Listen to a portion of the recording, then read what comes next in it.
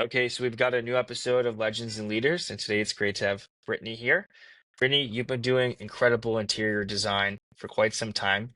I mean, just scrolling through all the stuff you've created, it really puts you in these amazing environments. You feel like you're in a different world in some of these homes. And you've gotten some amazing recognition in the category. And you also have a whole nother side to you, which is this modeling side, and some stuff you've done over there. So I'm excited to get into your journey and talk about what you're up to.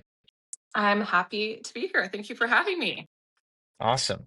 So, how did your interest in modeling, interior design, how did this kind of passion of yours begin? Like I'd love to just kind of hear about the earlier stages of your development in these areas. So it all really started when I was 5 years old. I was painfully shy. Would not allow my mother to leave me with anyone. I was kind of like Velcro to her. And so my mother recognized this pretty quickly and said, "No, we're not doing this. You're not going to be this painfully shy. We're going to do something about it." She actually put me into a pageant when I was 5 years old. And I went on stage and I just was bawling the entire time. I looked cute. My outfit was cute. My hair was cute. But it just was really traumatic for me. And I think nowadays they would probably consider that child abuse. Yeah. But I think honestly, it was the best decision my mother ever made. It wasn't really just to judge me about my beauty. It was really saying, "Hey, I'm going to put you in front of a crowd of people and you're going to handle yourself. It's going to be tough at first. And then, eventually it won't be as tough." So I started doing pageants at the age of 5. And then around the age of 12, my mother, old school, sent physical photos into a modeling agency in San Francisco. I grew up in Sacramento. And I remember going meeting with the agency when I was 12 and I looked a little older. So I would be modeling for like teen ages. And so then I just started modeling then. And it's kind of all I've ever known. And I think it really helped me get out of my shell. And, I didn't do it full time or anything. It was just kind of like a fun side gig. As a kid, I would get a check for a few hundred thousand, or not a few hundred, sorry, a few thousand. I wish a few hundred thousand. And I would bring it to school and show my friends. And, everyone was like, "Wow, you're making money," as a kid. And I was like, "Yes, damn right I am." And so then I quickly was kind of buying my own things as a preteen teen. And I just felt that independence and I just loved it. And, I kind of always was a little bit of a hustler, like always picking up side jobs. And I wanted that freedom, to kind of separate myself from my parents and be able to support myself. But I didn't actually find interior design until I was 30 years old. So 5 years ago. So it's relatively new to me. But if I kind of like tell you a bit about my upbringing, it kind of makes sense because my parents were obsessed with antiques. They were obsessed with Hmm. going to flea markets, selling things. They never bought anything new. So they were being very green, which I don't think they realized, but they never bought anything new. My whole room was like an antique chandelier, an antique furniture piece. So my parents actually really taught me a lot on, how to have an eye for an item. Like, look at an old piece and think, "Wow, this could be beautiful." So they really taught me a lot. I just didn't think it could be a career. It's a lot of trust to put into someone to design your home, and it's a lot of money.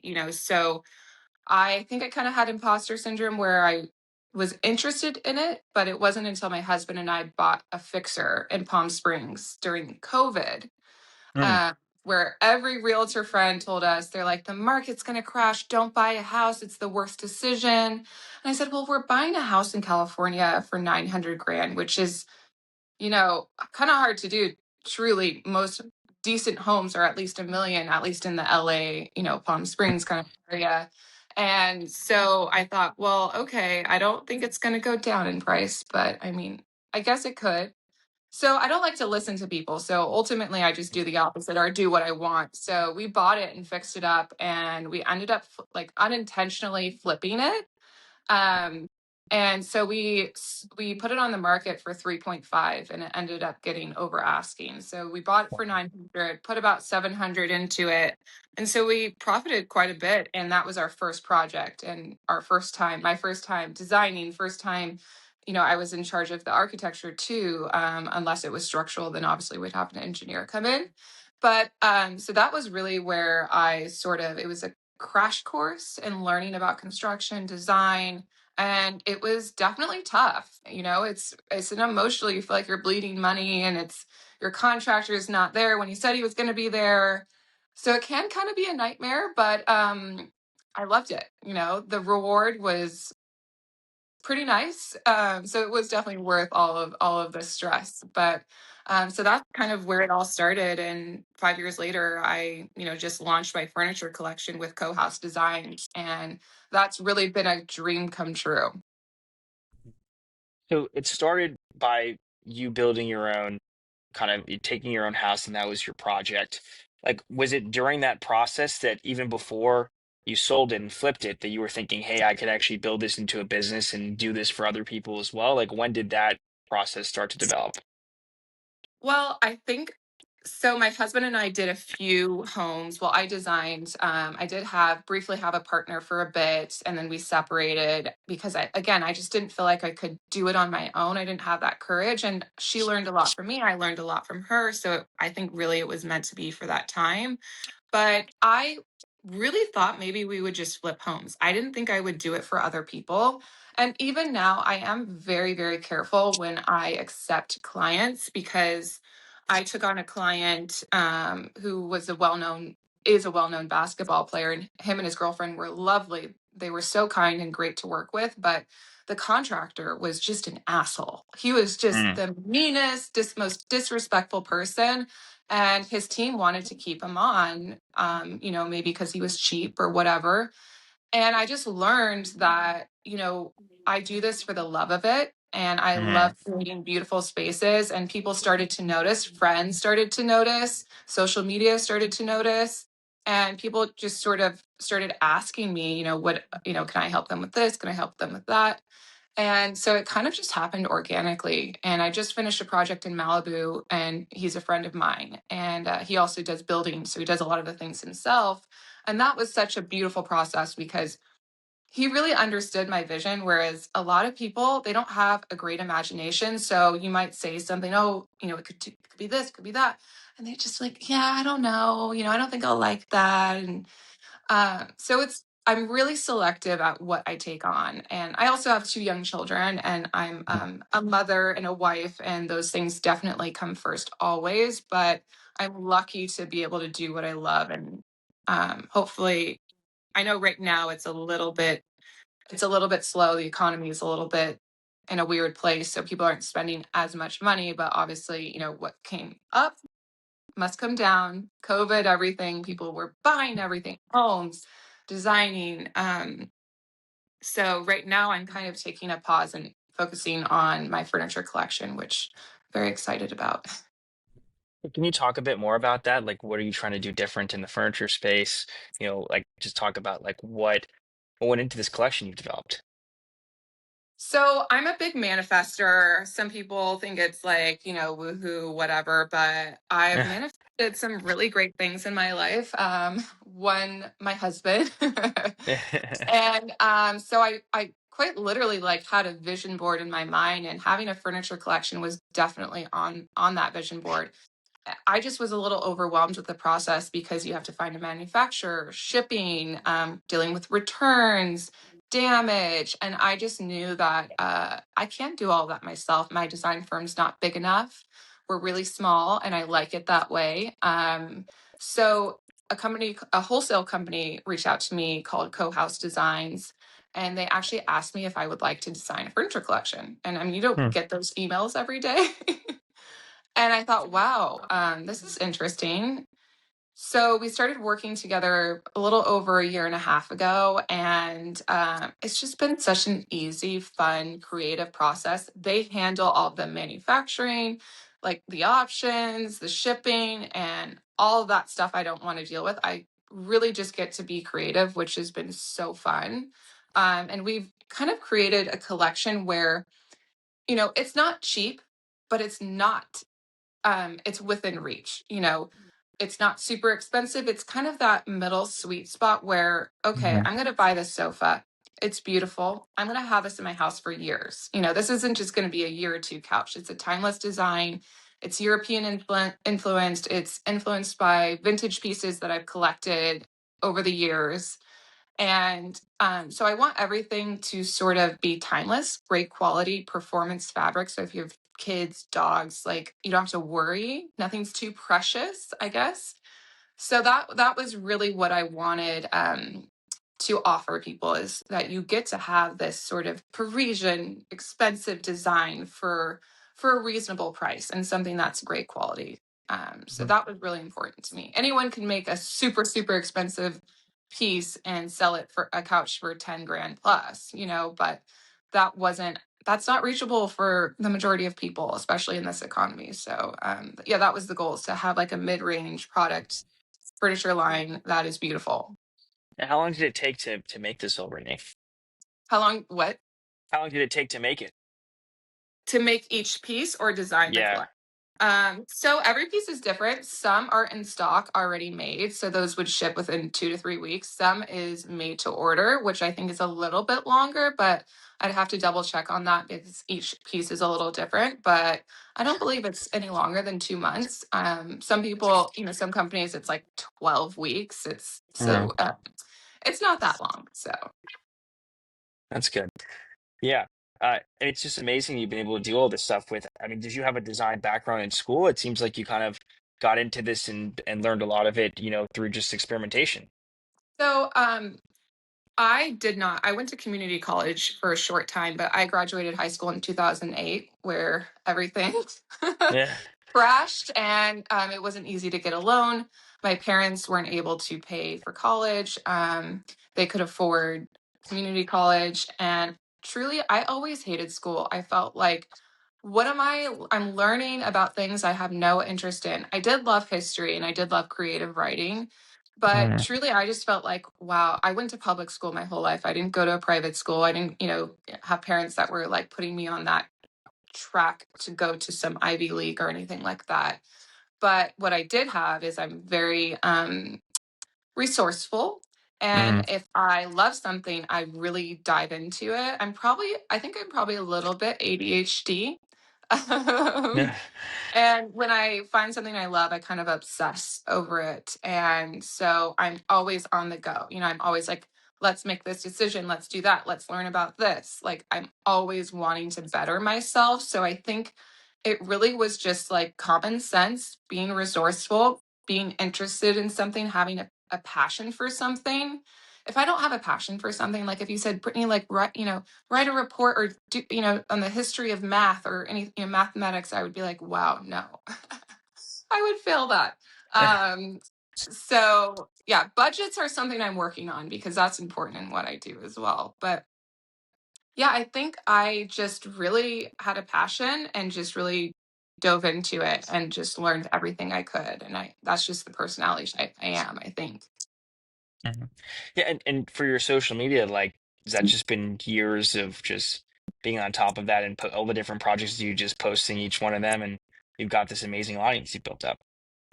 Well, I did when Instagram first launched. I think that was in 2012. I was still modeling at the time. So just posting pretty model photos, you could gain followers so easily. I kept getting my account Mm. deleted for some reason. And then, so it was so easy to gain followers back then. It's very different now, but now it's just, you just got to be on the algorithm, keep posting. I used to think, oh, I have to post, everything has to be perfect and perfectly edited, but that's just not the case. I think the algorithm, it's like the more you post, the more it likes. So that's just, I'm still figuring it out because I'm a millennial. I'm 35 and I'm a little bit like, whoa, we have to do all this. What's TikTok? It's too much. I'm like an Instagram OG where it's like you post a picture, you post on your story, and that's it. And it's far more complicated these days. So I'm trying I'm trying to catch up with everything. I just hired a social media girl and she's in her 20s. So she's much more up with the current trends and everything like that. That's awesome. So I mean, you got it really early. I mean, that's a long time ago. Yeah, I'm a grandma now. So have you found that social media is like incredibly important for people that want you to kind of maybe do something more custom for them? Like, how has it been mostly affecting your business? Has it been helping with a home that you go in and create and then you list it and kind of just highlight it through your pages? Like, where has it been most effective? I think, truly for my business, because I'm dealing with multi-million dollar homes with very big budgets, most of those people aren't influencers, right? Most of those people are Mm, not people are so, not that those people aren't, millionaires and people that can afford to hire a designer or build a home. But more often than not, it's people that are a little bit older. So, I mean, social media is for brand awareness. It's great. It's necessary, but I wouldn't say it's everything. I know many designers who are maybe a little older and they work off word of mouth. And they're, in a social circle where they're being hired by different, CEOs and people like that. So I wouldn't say it's everything. I would say it's very important and it's fun. And there's a lot of inspiration on there, but I wouldn't say that it makes or breaks my business. For things like selling furniture, selling products, it's very important. But yeah, I find that truly a lot of my clients come from word of mouth more than mm. social media. Pretty amazing that that's still the major source today. Yeah. So when you think about like just kind of future goals, like I mean, it seemed like this collection like happened. It was maybe it wasn't something on your radar, but a company reached out to you. Like, what are some of just the kind of big picture things you're manifesting now, stuff that you really want to do next? I would love to build a few homes from the ground up in the Palisades Mm, because I personally have a handful of friends who lost everything. And I think, okay, we all want to make money, right? That's necessary. We all want to be compensated for our time and work. But I would really love to be able to help a community in a big way and help rebuild beautiful homes and I have a feeling a lot of spec homes will be built. A lot of like the Palisades, it had so much character and beauty, and I just would really love to get more involved in helping rebuild it, but with character and love. And um, I just think I know of so many developers in LA who are just like very greedy and want to build as big and cheap as possible and sell it for the highest price. And I get it, but I just would love to do some really mindful builds and help some families out. And I'm actually kind of trying to work on that at the moment. So we'll see how that goes. But that's awesome. yeah, yeah, that's really like I really want to help as much as I can. And I think, Altadena and Pasadena, or sorry, yeah, Pasadena, Altadena, and the Pacific Palisades, they all need builders, designers, contractors, architects. Like they all need our help. And a lot of people have never built a house before. So it's really overwhelming for a lot of people. It's Mm. overwhelming for me sometimes. I'm doing my own home at the moment. But, I can't imagine losing everything you have and having, especially if you have children. I have a friend who lost her rental and the house she was building for about 5 years. Oh my And like, gosh. yeah, it's just so, and they literally, when people were evacuating the Palisades, they thought they were leaving for like a few hours, but, and they only had 10 minutes to pack whatever they could and leave. So most people didn't bring anything. They just grabbed their animals and their kids and or in themselves. And so really it's just so devastating. So yeah, that would be sort of putting my talents to good use and Mm. helping communities in LA. Has the rebuilding started right now, or is it still an issue? For some of the lucky few, it has started. A lot of the people that were either their house was just built or it was built in the past few years, they already had the plans.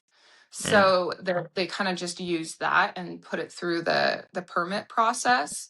But for people who, they have had their home for many years, um, yeah, it's a longer process. I have a friend who the house I helped design, my friend James, he just built one of his homes from the Woolsey fire, which was, I think, like 7 or 8 years ago now. Mhm. So it's a process. It's not easy. The permit process can be very stressful and very long and tedious. So every story is so different. I mean, I know our personal contractor, he's already started rebuilding 4 homes. So it's Hmm. happening, but it's going to be a while. Yeah. So just the last question I have, like, what does your 5 to 10 year outlook look like right now? Like, where do you see yourself, like, and your business in 5 to 10 years? Well, I would love for my design firm to be even more successful, and create keep creating product and help building the communities that lost everything. I would love to do a restaurant or a hotel. That would be a Okay. lot of fun. Yeah. Whenever I go to Paris, just every restaurant, even a little hole in the wall, is so beautiful, and the detail and the character. So I'd love to bring a little of that to Los Angeles. Yeah, so that's kind of where I see myself. Just expanding a little bit. I don't want to be a designer that has a ton of employees, because for me, people managing is quite stressful. Yeah. Um, but I want it to remain fun, and I want it to be fun for everyone involved. So yeah, that's where I see myself. It's awesome. Well, Brittany, I appreciate you taking the time and doing this. I think it's a really interesting career path you've had. When you kind of started out in a different area, and then this has happened and it's really taken off and done quite well for you, and that's awesome to see. So I'm excited to see the collection and more that comes out over there, that you build in the furniture category, and how you help with the palisades issue, which is it's great that you care a lot about that, and there's definitely a lot that needs to be done. So I'm excited to see what's next, Yeah. and thanks for coming on. Thank you. Thank you for having me.